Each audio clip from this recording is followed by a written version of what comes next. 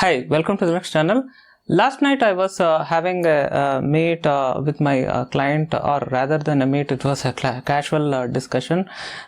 He was working on some modules in FreeBSD. These are network modules in FreeBSD. So we are working on a network stack. So he is a FreeBSD specialist.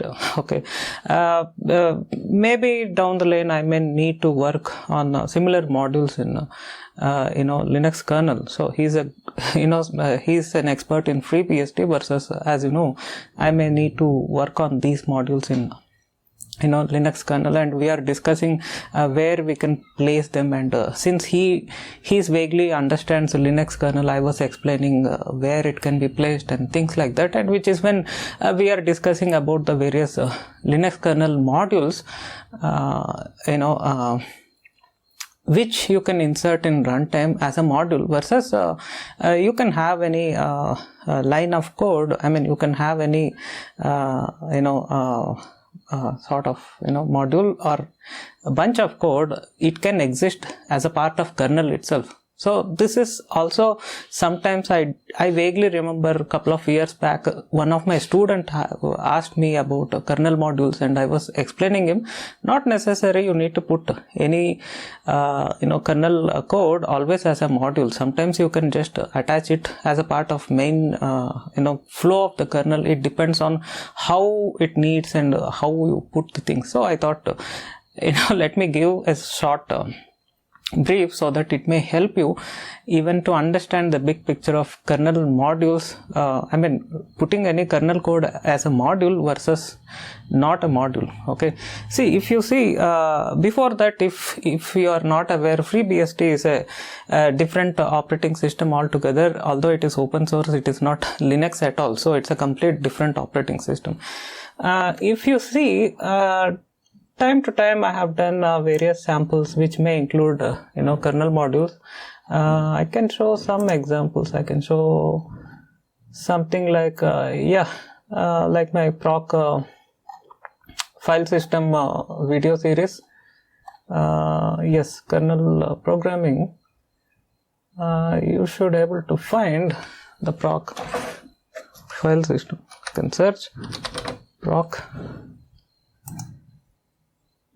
Yes. See, this is structured this thing. It is not the one. Most probably it should be in kernel programming. See, there are various tabs according to the type of videos. I have grouped them. Since it is not networking, it is under this Linux kernel program. So you should find here, there is an entire article, and I have taken long back multiple video episodes. One episode about reading, one episode about writing, giving a write access to a created proc file and stuff. See, let's not go into that. You can see there, this is a typical example of a Linux kernel module. You have this header files, and after that you have this module init, module exit. In the module init, you will register whatever you want to instantiate, or you want to create a service. It can be a driver, it can be anything. Okay, it can be any service. Okay, so in this case we are creating a proc file. Since we need to initialize the creating part, like you do fopen in user space code, here we are doing this proc create, and it kind of creates a file, and we are saying what is the file name and where it should belong and what is the file operations. So it is unlike our user space file operations where you do fopen and then you do read write and fclose and stuff. So here it is not the case, because here the file itself is a dummy file. The proc file is not a real file. It is just a RAM. It's just going to exist as a virtual file. So what happens is, whenever you do read operation or write operation, you need to support the internal APIs. So which is why we have this FOPS, the file operations. Okay, whenever you do read, what to be done, whenever you write this file, what to be done. So in this case, the first example is reading a file, and then the second example is read write, reading as well as write. Okay, so you have this both APIs which are linked to this. But my intent is not to get deeper into this proc, just understand this is what you typically do in a kernel module. So if you go to the kernel source, you will find various places, especially drivers, you will find all these drivers will exist more like a kernel module. We can go any example. See here, you go there and check any example, like I always do. I take this network drivers and I go to Ethernet and I take Intel drivers, and we take any of this example. Okay, you can take this E100 or E1000, whichever it is. See, this is a 100 Mbps NIC card, and you should able to find module exit and init somewhere down the lane. You can see there module init is this API, module exit is this API. So when this module is inserted, okay, it will be treated as any kernel module. So which is why you will find ALS mod. So you see there, all these are kernel modules. You can see in my case, my Ethernet port, like I always mentioned in different videos, it is a gigabit. It's from Gigabyte motherboard, but it is the controller is an Intel controller. So it is a E1000 E grep. So it is a E1000E, which is a PCIe NIC card, 1 Gbps PCIe NIC card, which is going to be over here. So even that NIC card driver versus, see, this one is a PCI, this one is a PCIe, which means PCI Express. Okay, so that's what. So even if you go here and you will find the same thing. Okay, the main .c file, if you open of this module, okay, perhaps this or whatever, you should able to find somewhere in it. Yeah, module init. So it is not in this file, perhaps in some other file. Often you will find a module init and module exit. Okay, so we are not sure from where it starts. Okay, let me take it out.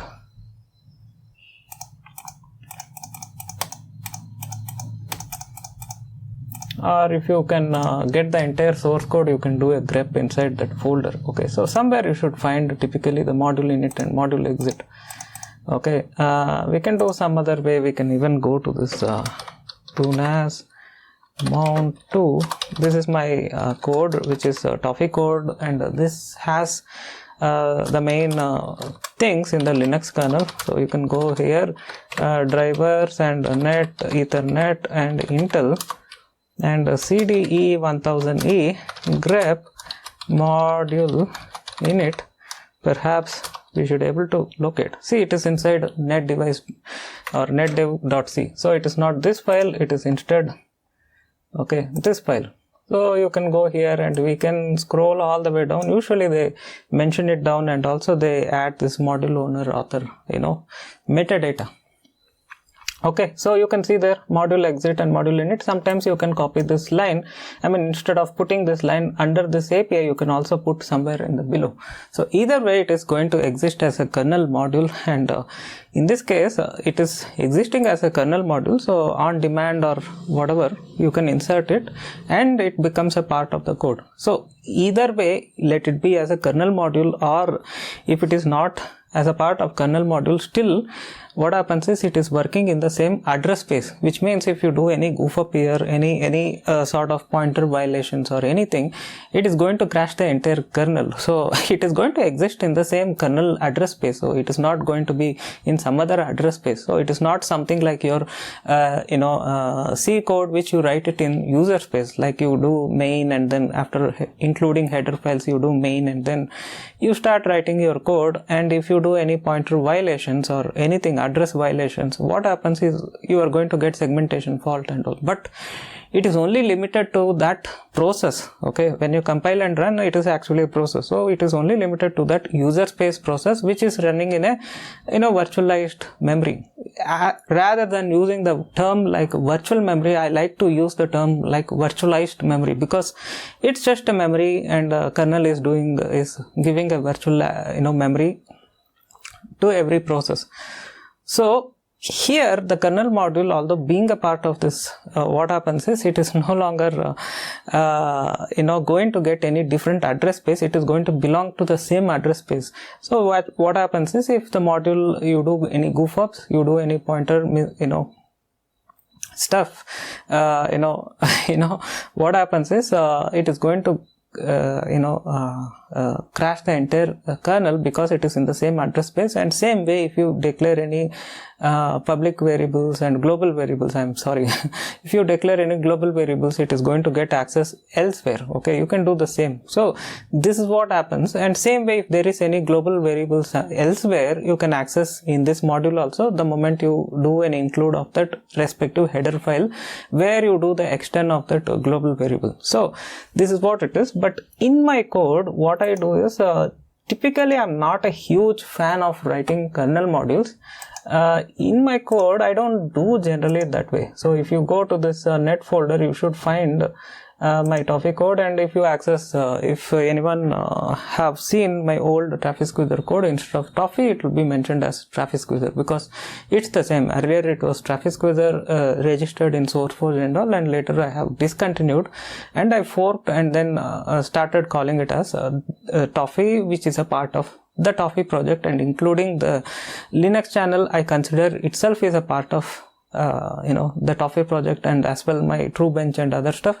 I consider each research stuff is a part of the Toffee project. So Linux channel is actually a part of the Toffee project, which is why I have mentioned in the website. If you go to the home page, you will find that it is a part of the Toffee project research.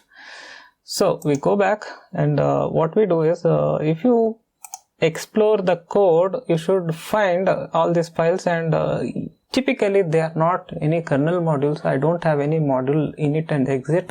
What I have done in my stuff is, I have just inserted this in the existing running flow of the kernel. Okay, so naturally what happens is, the kernel boots and it is doing that stuff, and somewhere down the lane, it diverts that flow. It comes to my code, does all the initialization, and it goes back. Okay, and same way my other code have a specific places it gets added onto the existing network stack. Okay, so sometimes I do hook over here in IPv4 files, and as well as in this bridge, BR forward and stuff, if I want to support transparent bridging, and in that I want to do WAN optimization or something, I can attach anywhere. So my style is, I have not done in a kernel module way.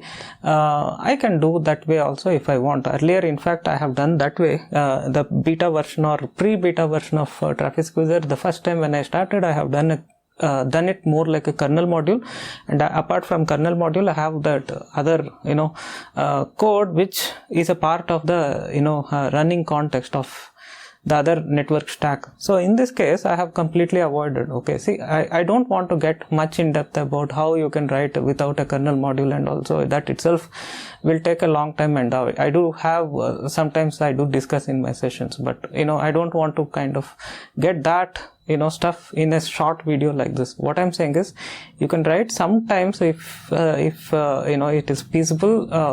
Sometimes you can make it, or if it demands, sometimes you may add a new code, and it may not be like a module, it may be within the existing kernel flow, and sometimes you may add a kernel module, and sometimes it is about your decision. Okay, it's more to do with the architectural or your personal decision. Okay, sometimes you can add like a kernel module, and then you can insert in a graceful way, but if you ask me, I don't do that. It's not a graceful approach. So it is more like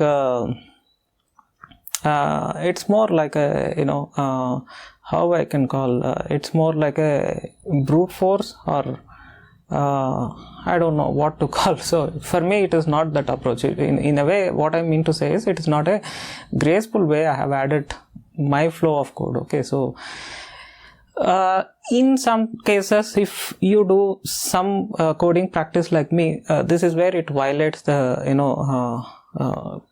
the terms when you support when you do such a code and then you submit it to the mainline. Of course they are not going to accept it because they don't want to break the existing kernel flow and stuff. And moreover, you can't just I just remembered, it's called as brute force. Okay, so my approach is a brute force way, so that I don't generally care like need to do in a graceful way, because if you do in graceful way, there are other advantages and disadvantages and some unknowns and things like that, which I generally don't like getting into. I like my modules, even any memory allocation, whatever it happens in my code. Say for instance, you can find over here,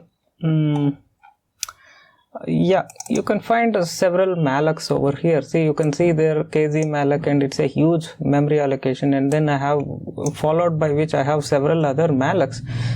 These are being sometime refined, and although it has this k malloc, I no longer do a malloc because I just do is a pointer offsetting, and so many things I do inside. But what I'm saying is, as you can see here, I have several memory allocation here. See, after that API, again I'm doing a huge KZ malloc of that many items of the packet buffers, so that I can have any load sharing basis. I keep some packet buffers, so I'm just doing a KZ alloc of k malloc, I'm sorry, not KZ, k malloc of that packet buffers. So this is my approach. What happens is, this insertion itself, you can start with a kernel module and you can do the things, or otherwise you can just add somehow to the existing flow of the kernel. So like I said, it sometimes you can't actually add a module if you are adding anything in any existing code. Sometimes you can be a kernel developer, but you may add your code onto any existing code. See, for instance, you go here, you are adding some code inside this tcp.c.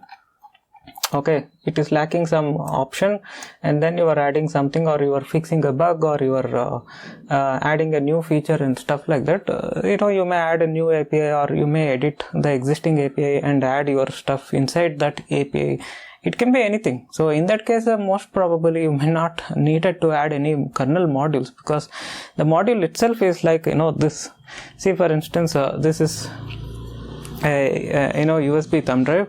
I just put this in this keychain loop or something like that, so that I can write a name and stuff, that what it has and stuff like that. So what happens is, as you see, it is nothing but a flash memory, and it is packaged inside this with a USB interface. So when you want to access the storage area, what happens is it works through USB interface, versus if you buy any SSD or something, then it works through SATA interface, right? So same way we can also find SSD with M.2 interface and SSDs with mSATA and stuff like that, or even PCIe based SSD cards. Okay, so what I'm saying is, it interface can be anything, versus the functionality, you can put through any interface. So same way, when you do any kernel module insert, it is like this USB stick or USB flash drive getting added to the system. So the moment you add this, what happens is the system sees an extra storage, and it is going to mount this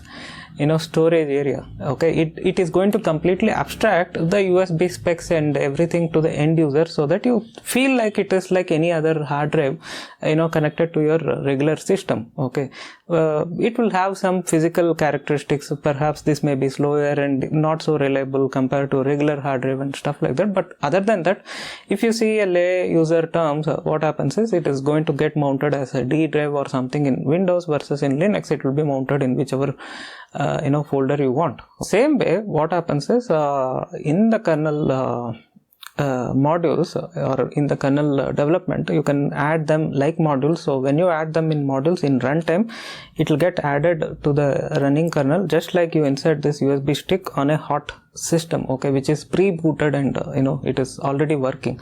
And sometimes the same thing happens in the RAM as well. So we have this RAM DIMM cards. You can insert it on the motherboard, and then you can add any amount you want, or you can reduce things like that. Versus you can also find many SoC boards, including Raspberry Pi has a soldered memory chips, and some SoC boards may even have any soldered flash chips and stuff, such as our smartphones and all. So as you see here, you can solder it or you can provide it through USB, it doesn't matter. And if you see which is more reliable, it is the one which is soldered versus you dynamically insert like this on a running system. As you know, sometimes this connection may not be good and things like that, it may not be reliable, the contacts may get corroded and stuff.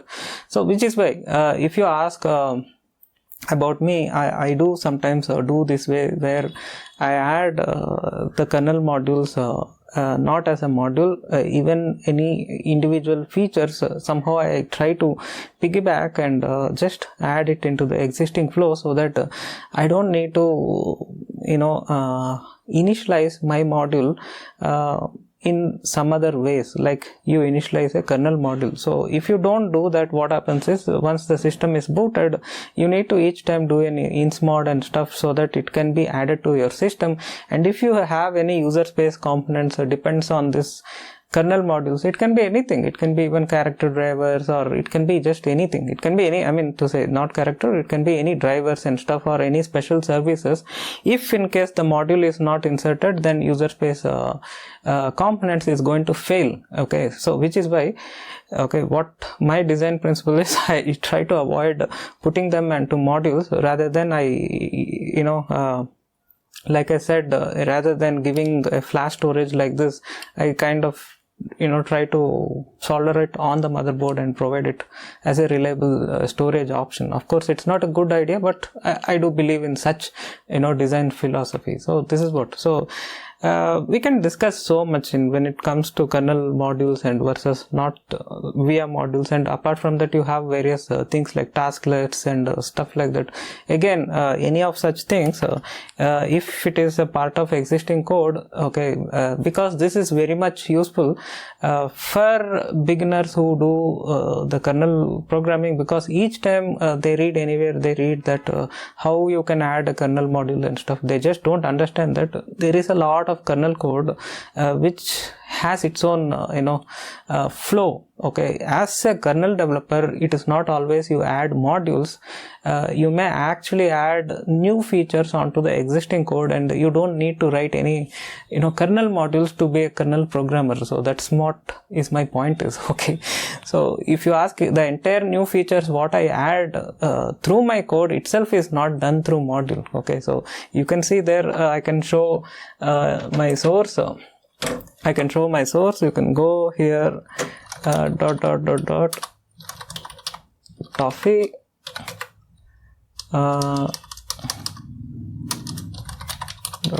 it's inside the drivers. It is let's go to the net cd toffee and grep, and if I type module init, hopefully we should not able to find anywhere. -*. Yeah, as you can see here, there are no kernel modules. So this is my design principle. I try avoiding as much as possible, so that I don't want any unknowns when I deal with user space stuff. See, I always provide an UI and stuff in user space. I don't want any sort of complication. Once the kernel is booted, I want things to be running and predictable. So that's what. So hope you enjoyed this video. I know if you're a beginner, still you will be very much confused. I recommend is start learning things step by step. In case if you feel this video is too advanced and unable to understand, maybe you need to learn more to understand stuff like that. So if you have anything to discuss, be in touch via mail. And if any small Q&A, you can discuss in YouTube comments. Thanks a lot for watching this video. Stay tuned. Have a nice day. Bye bye.